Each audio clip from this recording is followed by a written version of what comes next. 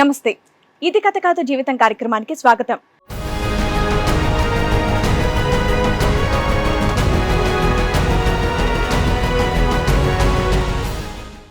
ఫ్యామిలీతో full torture అవుతుంది. మా హస్బెండ్ ప్రతిరోజు కూడా తాగేసి వచ్చేసి టార్చర్ చూపిస్తున్నాడు ఫుల్. సో ఎప్పటి నుంచి కొట్టడం లాంటివి జరుగుతున్నాయి ఇవన్నీ? పెళ్ళైన సంవత్సరం నుంచి కూడా తిడుతూనే ఉంటారు, కొడుతూ ఉంటారు, స్మోక్ చేసి సిగరెట్స్ తో కాల్చడం, డ్రింక్ చేసి వచ్చి కొట్టడం అవి చేస్తూ ఉంటారు. మీ ఇంట్లో అత్తమావి ఉంటారా లేదంటే మీ ఇద్దరు సెపరేట్ గా ఉంటారా?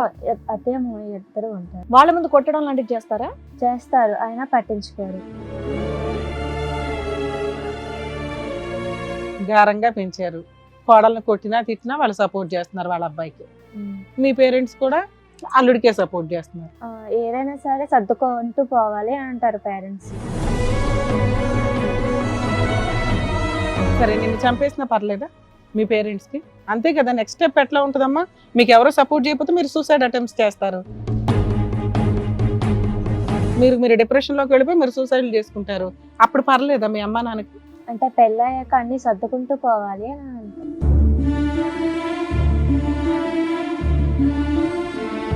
నాకు నిన్ను నమ్మబుద్ధి అవ్వట్లా. అది నిజమా కాదా కూడా తెలియట్లేదు. నేను చూస్తే నాకు అలా అనిపించట్లేదు. అతను వచ్చిన తర్వాత నీ గురించి మాకేమైనా కొత్త విషయాలు తెలియటానికి అవకాశం ఉందా? అదేదో నువ్వు ముందే చెప్పేసి. ఏం లేదు. యువరాజ్ గారు రండి, కూర్చోండి. మేడం, నాతో పాటు ఇంకొక అబ్బాయిని కూడా తీసుకొచ్చాను. ఎవరా అబ్బాయి? అది అతను కూడా పేరేంటి? పేరు రాహుల్ మేడం. రాహుల్ రండి.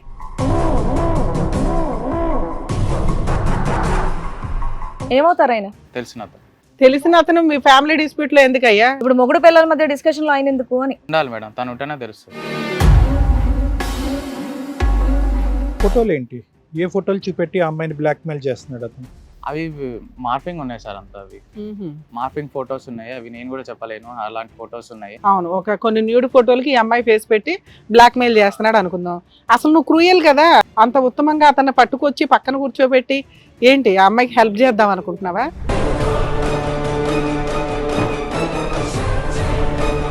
అదేదో నువ్వు తొందరగా రివీల్ చేయ, నాకు టెన్షన్ వస్తుంది. పక్కన ఆయన కూర్చోబెట్టావు, అయ్యో పాపం అని చెప్పేసి అంటున్నావు. పిల్లని చెప్పు తొందరగా. మామూలుగా పెళ్ళైనాక రిసెప్షన్ లో పక్కన కూర్చుంటాం కదా, నా పక్కన కూర్చున్నప్పుడు కూడా తను వేరే ఎవరితో ఫోన్ మాట్లాడుతుంది. ఏం మాట్లాడుతుంది అంటే, మా మొగుడు పక్కనే ఉన్నాడు, నేను తర్వాత కాల్ చేస్తాను.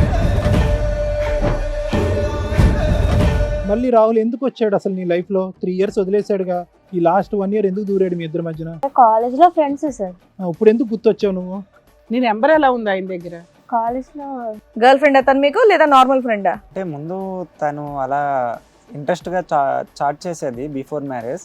అంటే నేనంటే ఇష్టం టైప్లో మాట్లాడేవారు ఎప్పుడు.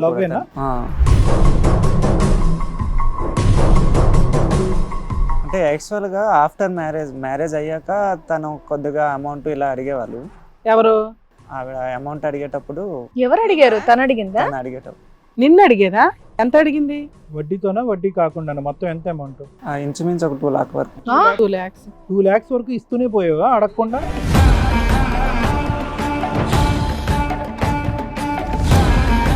అంటే ఉందా ఏంటి? అంటే ఇప్పుడు ఆయన చెప్పిన తర్వాత నువ్వు సైలెంట్ గా ఉన్నావు అంటే మీ ఇద్దరికి సంబంధం ఉందని అర్థం అవుతోంది.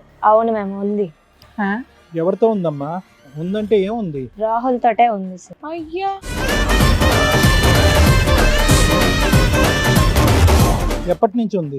మ్యారేజ్ అవ్వక ముందు నుంచి మేము ఫ్రెండ్స్ సార్. తప్పేముంది, ప్రతి ఒక్క అబ్బాయి కూడా అమ్మాయిలనే ఎక్కువగా బ్లేమ్ చేస్తూ చూపిస్తారు కదా. నేనేమి రాహుల్ని పెళ్లి చేసుకోవట్లేదు కదా, నేను పెళ్లి చేసుకున్నది అయితే మా హస్బెండ్. ఈ షేడ్ ఏంటమ్మా తట్టుకోలేకపోతున్నావు?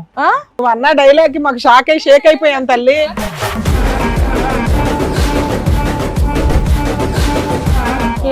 డిగ్రీ చదివానన్నావు కదా, ఏం చదివావు? సంబంధాలు మేము చదవలేదమ్మా.